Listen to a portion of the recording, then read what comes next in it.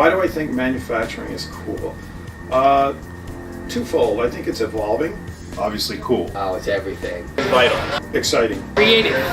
It's so satisfying to see and transform from one object to the next. You have to be creative for many different reasons, whether it's cost, being creative with how we're putting together the product so it ships efficiently and it isn't costly to the end user. Manufacturing is way more than getting your hands dirty. We spend a lot of time designing something on the computer, but it's very simple to get up off your chair and walk out back and actually see something from start to finish.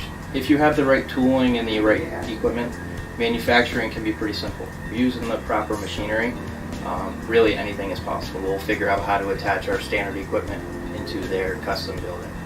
We manufacture products across the spectrum: football, soccer, lacrosse, field hockey. It takes a little bit of time, but to see that raw pipe come in, get cut, bent, swedged, coped, welded, painted, packed up, sent out, and to see the finished product that the customer is using is just very gratifying.